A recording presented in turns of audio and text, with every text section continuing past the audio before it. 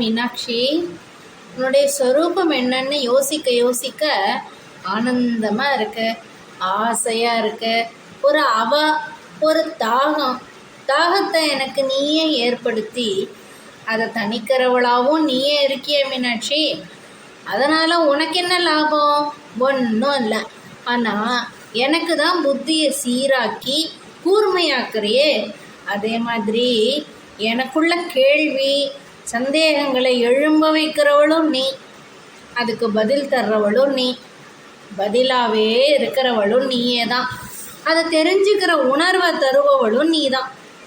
ஒரு நாள் நீ தந்த அர்த்தநாரி தரிசனத்தை மறுபடியும் நினச்சி பார்த்தேன். திருவண்ணாமலையில் ஒரு 5 நிமிஷம்தான் கிடைக்கும். மதுரையில் அன்னைக்கு மட்டும் கொஞ்ச நேரம் மாதிரி ஏதோ வருஷத்துக்கு ஒரு முறை மட்டும்தான்.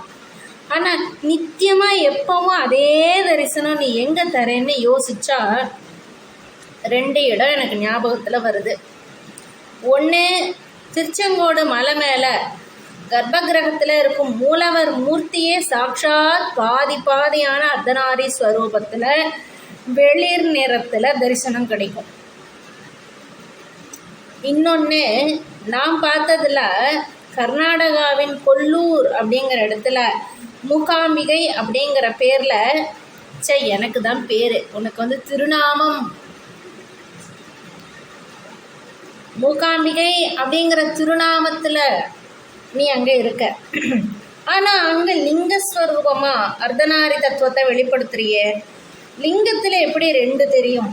நடுவில் அங்கே இருக்கிற லிங்கஸ்வரூபத்தில் நடுவில் ஒரு ஸ்வர்ண ரேகை, அதாவது தங்க ரேகை அப்படின்னு சொல்கிறாங்க.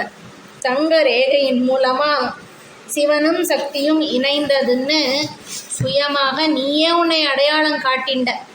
ஆதிசங்கரர் இங்கே சௌந்தரிய லகரியை இயற்றினார்.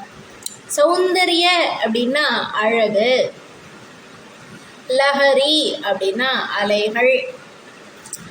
சௌந்தரிய லஹரி அப்படிங்கிறது அழகான அலைகள்.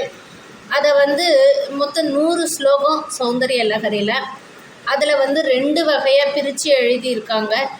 ஒன்று ஆனந்த லஹரி, இன்னொன்று சௌந்தரிய லஹரி. அதாவது அம்பாளான உன்னுடைய அழகு ஸ்வரூபங்கள் எப்படி இருக்குங்கிறத உணர்ந்து அதை ஸ்லோகமாக எழுதினது.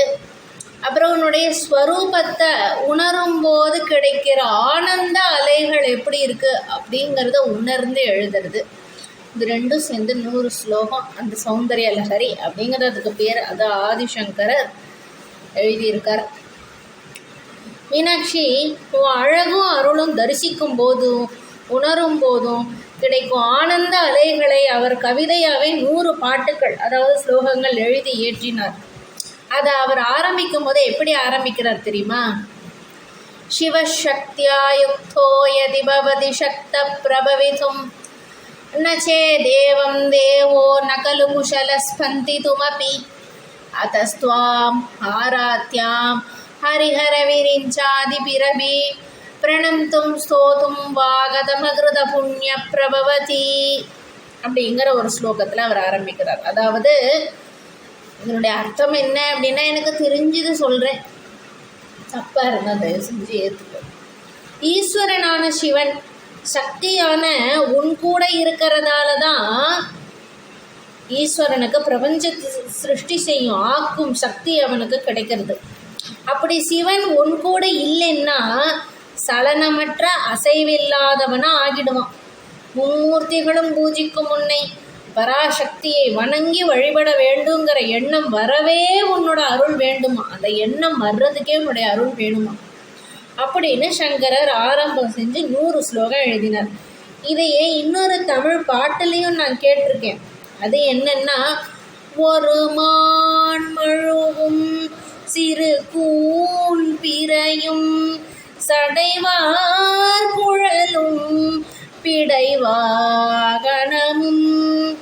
இப்படி இருக்கிற அந்த நாயகனுடைய குளிர் தேகத்திலே நின்ற நாயகியே இடபாகத்திலே கொண்ட நாயகனின் குளிர் தேகத்திலே நின்ற நாயகியே இடபாகத்திலே.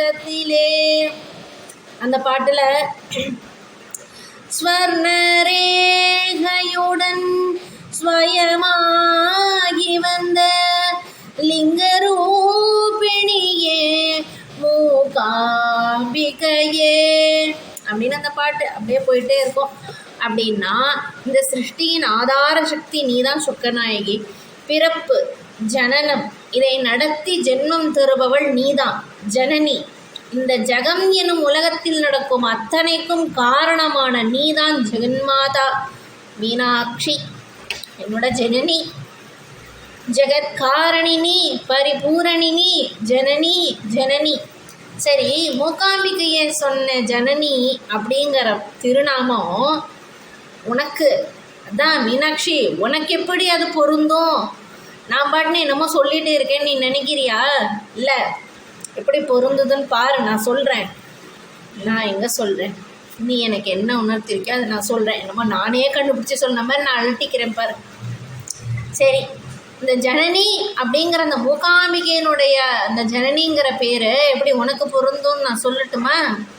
கானம் கிருஷ்ணயர்னு ஒருத்தர் ஒரு பாட்டு பாடியிருக்கார். அவர் அதில் சொல்கிறார், ஜெகஜனனி சுகபாணி கல்யாணி. அந்த பாட்டில் சுகஸ்வரூபிணி மதுரவாணி